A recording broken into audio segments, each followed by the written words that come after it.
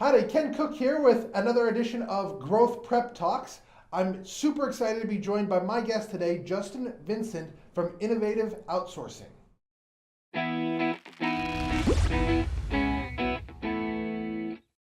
Well, hey Justin, thank you so much for joining us today. I'm really excited about it. Why don't you tell everyone about who you are and what Innovative Outsourcing is all about? Okay, Ken. Well, my name is Justin Vincent. I'm with Innovative Outsourcing, as Ken just mentioned, and outsourcing is a result of just trends in the economy where companies are able to leverage resources that are outside of the traditional realm, if you will. And I was introduced into outsourcing as a result of building a non-traditional business of all places in Jamaica. And that led to meeting some people. That old saying, it's not what you know, but who you know, is simply true. And I was able to come together with a very unique and just awesome guy by the name of Lincoln Gale. And I partnered with him, and we've been building our business ever since. And then the future just looks amazing right now. Excellent. So what motivates you to do outsourcing? Well, what motivates me is helping people, number one. I really enjoy helping people, and I believe that all businesses they all stem from an individual or a group of individuals, and if you can help that person or the company grow, then it's just an awesome win-win situation because you want to help create change in people's lives, and you do that through small business, and then those small businesses ultimately grow into big businesses, and they can have some pretty big ramifications. Excellent. So as you kind of look at the landscape of outsourcing, I mean, it kind of, I think for some people it has a pretty negative connotation. Sure. I think for some people it has a really positive connotation. How do you deal with that? How do you address that with folks? Well, I'm not going to ever argue with anybody. They have their own mindset, and I'm not in the business of changing people's opinions. I believe, if you look at the root word of skepticism, it's really somebody's inability or lack of understanding. And so all I can do is educate people about what outsourcing is. And outsourcing for me, I believe, is a phenomenal opportunity for companies to grow. The world of business is radically different than it was a year ago, 5 years ago, 10 years ago. Mm-hmm. And if you don't change with the times, you're going to be a dinosaur. And I don't see a lot of dinosaurs right now. So with outsourcing, I'm able to help companies in the United States grow their business. Traditionally, it's for me right now, for our company, Innovative Outsourcing, it's really predominantly small companies which want to grow and who have possible lack of capital, and so they're trying to leverage the capital that they have with their goals and aspirations. And we simply can collaborate with those companies in partnership and work together so that we can both grow our companies in a symbiotic relationship. Okay. Do you think that outsourcing takes away American jobs, so to speak? You know what? I really don't. I believe that it actually creates jobs. Business is really changing in the United States right now. Around the world as a whole, it's very. How do I say this? It's expensive in today's world to have employees, and so you have to look at it. I'm going to look at the cup as half full versus half empty. And we're able to help small companies where they might not have the capital to have a lot of employees or a employee in the United States or Canada. And we're able to help them create, how do I say this? They're able to build their business at possibly a little bit cheaper, which allows them to therefore reinvest profits back into their business, and therefore they can actually in the future potentially bring on more employees in the United States, in the local market. And so it's all about growth. Yeah. Maybe one step backward, if you will, in order to go forwards. Well, so I've heard it said that a lot of people who are outsourcing, I know that you and I have talked about this before, they're spending money outside of the United States that they weren't going to spend here anyway because they couldn't afford it. If you can't afford to pay a guy $15, $20 an hour, you can't afford it. But if you can afford and get that service that your business needs to get to the next level, and you can pay $10 an hour for it, then your business can do that. You can continue to grow even if you can't afford that high dollar worker.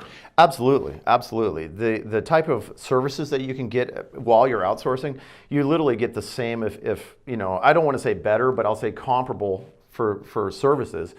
And once again, it goes back to growth of the business. I believe that every business a small business owner always wants to do something that's local to his, either city, town, or community. and you always want to reinvest. But sometimes you have to save money or cut back a little bit in order to grow in the future. Yeah. So what do you think the future for outsourcing is? I mean, especially as we see a lot of what are traditional third world countries modernizing. I mean, if we take a place like Bangladesh, for example, that 20 years ago was, I mean, a slum, a third world nation, and today is a very modern, what you might call a second or even a first world nation in terms of capabilities. How does that affect where outsourcing is and how it works? Well, I'll try to answer that in a short question, or short answer. With outsourcing, you're literally partnering with you are correct. It's traditionally outsourcing has been done in India, China, or I shouldn't, not China, but India, the Philippines, and other emerging markets where the economies would be considered second or third world, and that's absolutely correct. But because the outsourcing companies are partnering with first world companies, there is an influx of money into those countries, and so they're changing those countries literally from the ground up. And so you're impacting people's lives when you're not taking jobs away from the United States or Canada, but bringing some of that business into these third worlds. It's going to change that country, and at the same time, that company that's in the first world is going to grow, and it just keeps. If you can win on both sides, I think it's a great collaboration partnership. So I just got done reading the book Factfulness, and he talks a ton about how dollars from richer first world countries, and he doesn't use that term, he uses the term level 4. Okay, great. Right? He kind of has, level 4 is what we see today. Level 1 would be extreme poverty. Sure. Right? He says when we take those dollars and we put it into countries that have extreme poverty or moderate poverty where they're making $1 or $2 a day, that extra couple of dollars is as revolutionary as if you or I were to double our salary. And so we're not just doing good world for our business, but we're also doing good in the world in total. And I think that's kind of what you're saying. Absolutely. I can personally testify that I've seen hundreds, which I'm talking just on individual basis for employees. For our company, I know that our company is actually one of the largest employers in this particular parish in Jamaica. One of the larger employers would be a bauxite company, which surprisingly was sold to a Chinese company. Mm-hmm. And so our company, Innovative Outsourcing, we're literally, if we have 100 employees, they're able to potentially feed their husband or wife, their children. There's some great things that are coming as a result of these U.S. dollars coming in this country. And surprisingly, the vast majority of Jamaicans, and our company is a Jamaican company, the vast majority of Jamaicans actually live in the United States. Interesting. Surprisingly. It's, I believe there's 2.8 million Jamaicans who live in Jamaica, and there's approximately 6 million who live in the United States. Interesting. And that could be legally or illegally. So the number one income in Jamaica is actually as a result of money being sent in through MoneyGram or, I forget, it's pardon my, I don't understand or remember the word, but so we're actually creating jobs and we're teaching people, good things that working hard is and having goals and aspirations and pursuing those goals and aspirations through jobs is a good thing. And once again, this is a result of some companies in the United States or Canada that are simply wanting to grow their business. So it's just some really great things are happening. So what are some myths about outsourcing? That's a great question. I believe personally, this is just my personal feeling, is that most people feel that you're building, it's like slave labor, and that's the farthest thing from the truth. It's every country has its own exchange rate and so forth, and I'm speaking only for Jamaica, but Jamaica's current exchange is not very good, and they get paid a fair and equitable wage. And so it's, one of the myths would be that you're doing it for slave labor and that you're stealing jobs from the United States or Canada.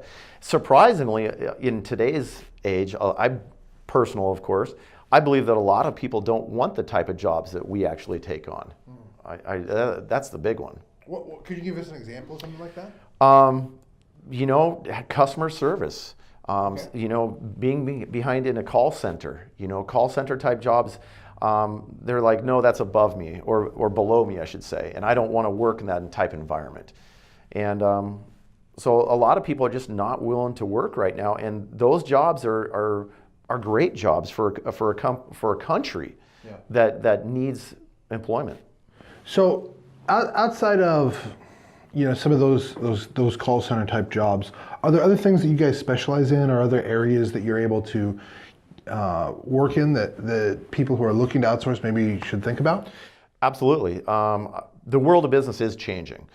In the past, outbound, inbound calls were like the bread and butter of most outsourcing companies. But that's really changing. And for our company in particular, we're really starting to move towards labor. It's already being done in India with doctors, radiologists. We're not going into that particular realm, but we are moving into the area of secretarial type work, executive planners, data entry, web programming, anywhere where there's a high demand and there's a shortage of labor, we're willing to fill those niches. And so one of the things that we have to be as a company is we have to be very adaptable to our clients' needs. Yeah. So how do you guys right now track your customers' success? Well, I would say that we track our customer success simply through the growth of our services. Okay. If we have retention where the client stays with us for a long-term client, which in the world of business, you're looking for repeat business. And so when a company retains our services over and over and over, that's a sign that we're doing a good job. Okay. If we were to lose an agent / employee, that would be an indicator that we're not performing. Okay. And so we always want to work very closely with our partners, because when they succeed, we succeed. So as you look at that, are you guys calculating things like churn rate? Are there numbers behind some of that you're looking at? I would like to say yes, but we're still a relatively small company. We have about 110 agents and / employees right now. And my particular job is to basically be in communication with the said contracts, the employers with which we partner. And so even though it's a high-tech, high-touch world, the world of business today, even though it's you have Snapchat, Instagram, Facebook, LinkedIn, I still believe that a handshake and a hello is worth millions and millions of dollars. Yeah. How do you deal with security? Companies passing sensitive information. We hear about data breaches all the time. What from a security standpoint do you guys do to make sure that your clients are safe? That's a great question, Ken. The way that we do that is that it's kind of funny, but we literally, when we go into partnership with a company, and let's just say it's company A, we work with company A using their security measures. Okay. We literally we become so close, and of course we have our background screening for employees. There's traditional hiring practices and stuff like that. Yeah. So we're obviously looking for the best of the best when we hire people, but really when it comes down to security, that's dependent upon the client that we work with, and so we're very keen on having great relationships based upon trust, because obviously the company wants to make sure that their clients are protected. And bottom line is that we want to grow our business, so we don't want to lose that contract. Yeah. So it's all about implementing said company A or B's security measures that they're already using. Excellent. How do you guys stand out from other outsourcing firms?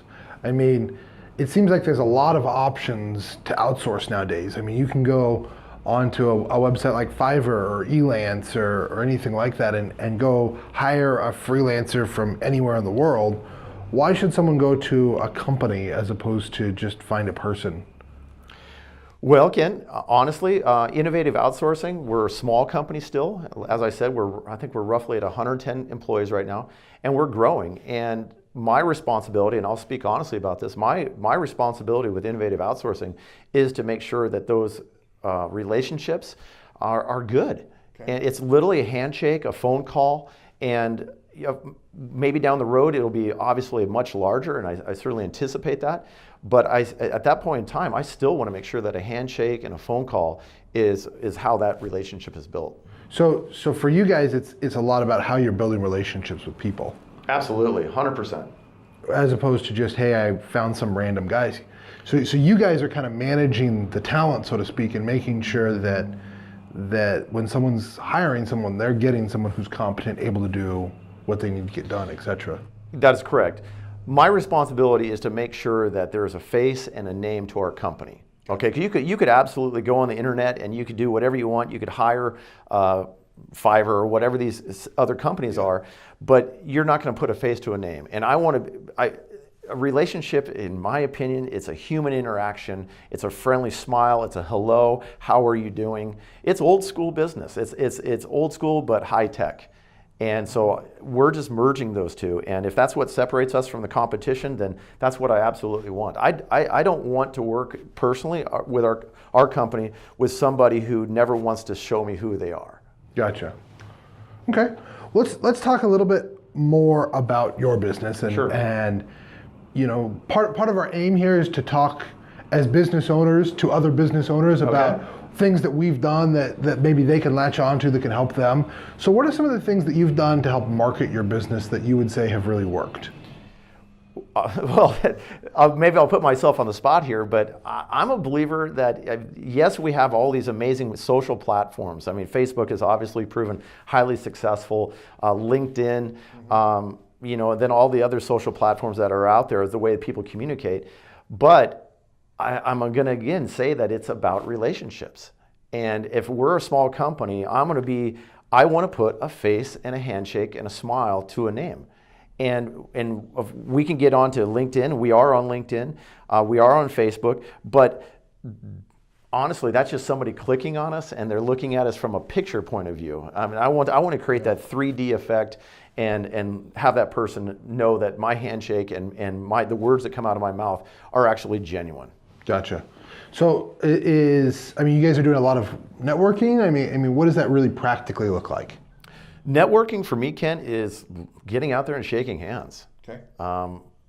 Yes, we're on the net, we're on the web, but you know, you could do a Google search, and correct me if I'm wrong, but Google is an analytic, and it's tracking numbers, and I don't want to be a number. We don't want our company to be a number. Gotcha. We want relationships because we're literally kind of at the back end of things.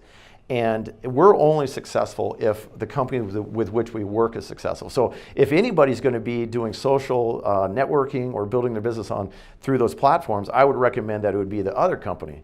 Because we're a little bit old school in that sense that we really grow with the company when they grow. Okay. So how do you measure internally the quality of your company? So like for us, I have certain KPIs, key performance indicators that I look at pretty regularly, weekly, daily sometimes. Sure. That I say, hey, this is happening. I know things are on track. What are some of those things for you guys? And would you be willing to share any of them with us? I'll just keep it simple, Ken. Absolutely. Our numbers are retention rate. If we have 100 agents, we want to have 100 agents tomorrow. Okay. The world of outsourcing can be a little bit volatile because those contracts sometimes are the margins are so small that whoever company A is, sometimes they will literally cut like within a day, and they'll say we no longer need 10, 20, 50 agents. And so we don't want that. So we're tracking everything literally on bodies in the shop. Like how many people are working that day, and we want to have. We're all about long-term relationships. We're all about retention. We want to grow. We want people's lives.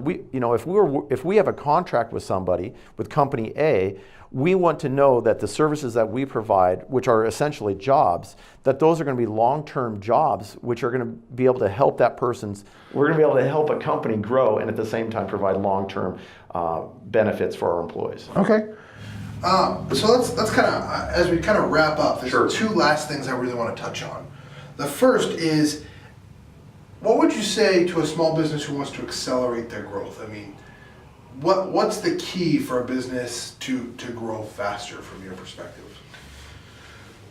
Tough question, but I'll do my best to answer it. To grow quickly, I believe that number one, that you have to have some goals in place. If you don't know what you're really doing, then it's going to be kind of tough to go out there and accomplish it. You have to set some mile markers, and then have a battle plan and to take that into action. Okay. And then know where you're going to be spending your money, because if you know, it takes money to essentially make money, and you want to be very smart with that.